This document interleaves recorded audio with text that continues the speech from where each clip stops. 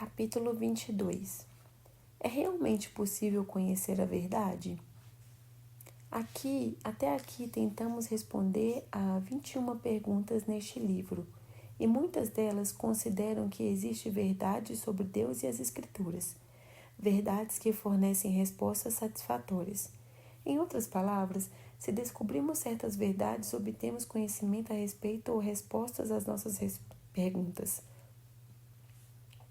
Mas existem de fato verdades universais que possam responder a essas perguntas, ou tudo, na verdade, se reduz àquilo em que nós subjetivamente escolhemos acreditar?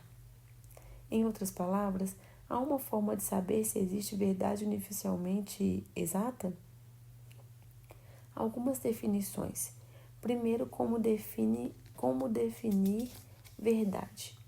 O que queremos dizer quando nos referimos à verdade? Tipicamente, duas definições são oferecidas para o mesmo conceito. O Webster define verdade em parte como fidelidade a um original ou padrão.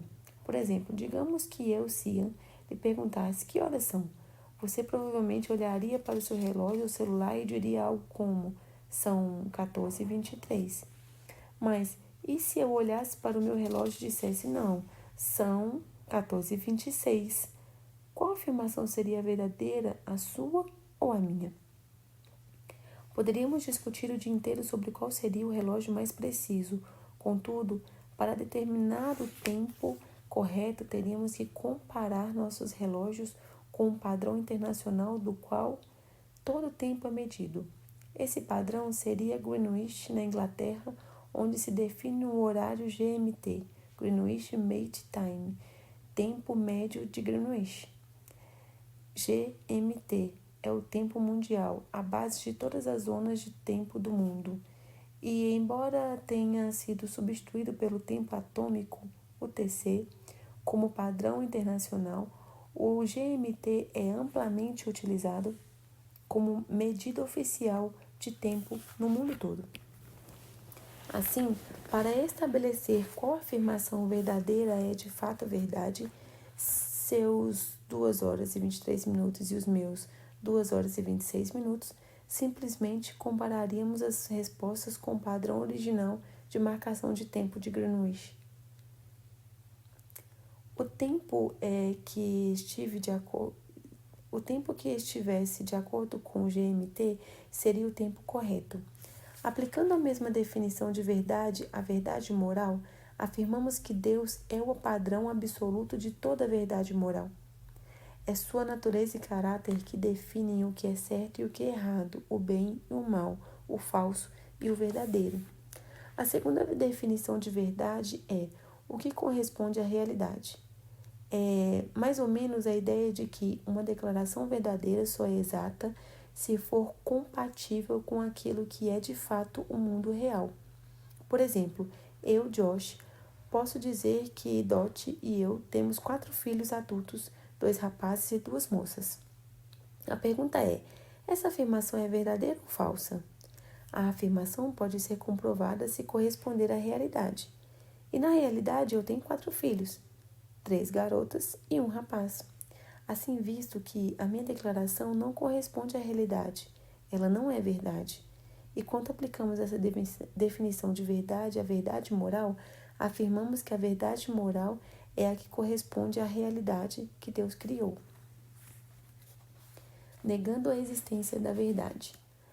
Mas algumas pessoas simplesmente dizem: a verdade não existe.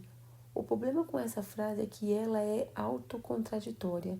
Em outras palavras, a sentença refuta a si mesma. Permita-me, Cian, explicar. No início de sua carta a Tito, Paulo dá alguns conselhos a seu discípulo, que está começando algumas igrejas entre o povo de Creta. Ele está sendo confrontado com algumas ideias hostis. Paulo cita Epimênides, um crentese, dizendo a Tito: um dos seus próprios profetas disse: os cretenses são sempre mentirosos, animais ferozes, glutões preguiçosos. Tito 1,12. Qualquer leitor perspicaz da Bíblia captaria a ironia dessa declaração. Se todos os crentezes são mentirosos, como então pode-se confiar em Epimênides? Seria como eu, como californiano, dissesse: não se pode confiar em ninguém da Califórnia. As declarações os crentezes são sempre mentirosos e a verdade não existe sofrem a mesma falha. Ambas se contradizem. A declaração a verdade não existe é uma alegação a respeito de pelo menos uma coisa, a saber, que a verdade não existe. Todavia, essa declaração se contradiz ao alegar que a verdade não existe.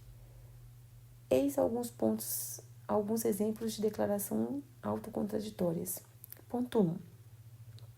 Não há sentença em português com mais de 5 palavras. Você acabou de dizer uma. Sentença 2. Não existe verdade absoluta. Isso é totalmente verdadeiro? Sentença 3. Não podemos ter certeza de nada. Você tem certeza disso? Sentença 4. Nunca diga a palavra nunca. Tarde demais, você acaba de dizer. Todas as 4 declarações, assim como a frase a verdade não existe, contêm as sementes de uma destruição. Elas solapam a si mesmas por contradizerem o próprio padrão da verdade. Não há como escapar do fato de que a verdade existe e pode ser conhecida. Assim, a pergunta mais importante não é se podemos conhecer a verdade, mas o que é a verdade? Jesus deixou claro o que era a verdade quando disse: eu sou o caminho, a verdade e a vida. João 14,6. Em outras palavras, a verdade é realmente uma pessoa com quem podemos nos relacionar. Deus não é somente o nosso padrão de verdade moral, que corresponde à realidade que Ele criou, mas é uma pessoa que foi a extremos extraordinários para formar um relacionamento conosco. E o relacionamento é a chave para o conhecimento e a vivência da verdade.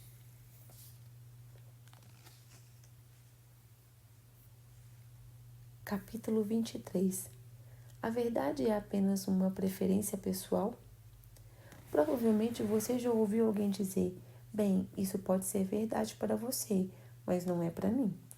Embora essa seja uma frase usada com frequência, devemos perguntar se é possível que a verdade exista apenas para a pessoa que nela acredita? Ou pode ser verdade para uma pessoa e não ser para outra? Esclarecendo a confusão.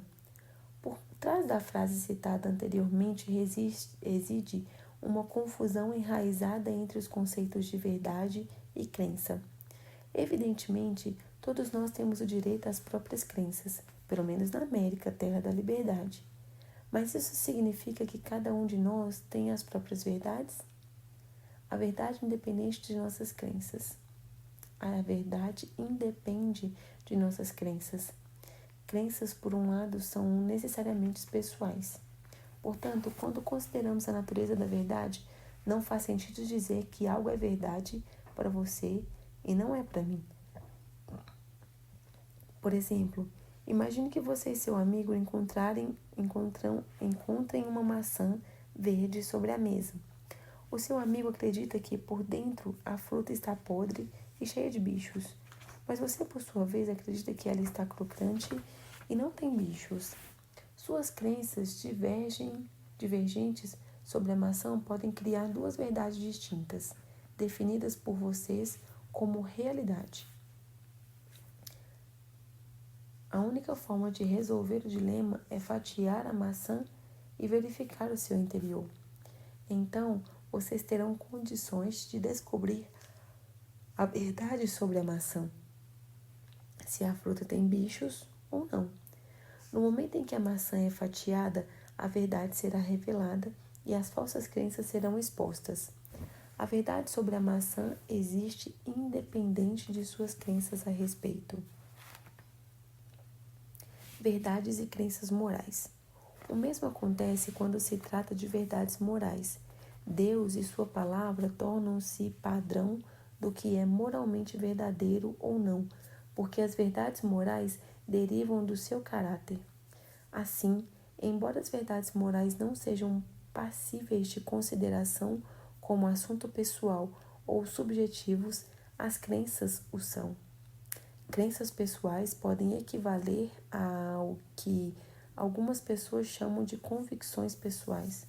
No livro de Romanos, o apóstolo Paulo abordou o fato de que alguns seguidores judeus de Cristo estavam em conflito a respeito do que fazer quanto às restrições sobre o que comer, aos dias de festas e observar ao dia em que se devia celebrar o descanso semanal, sabate.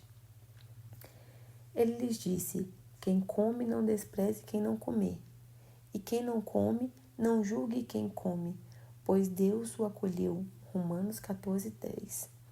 E quanto ao dia de adorar, ele disse: uma pessoa considera um dia mais importante que o outro, mas outros julgam iguais todos os dias. Cada um esteja inteiramente convicto em sua mente. Romanos 14:5.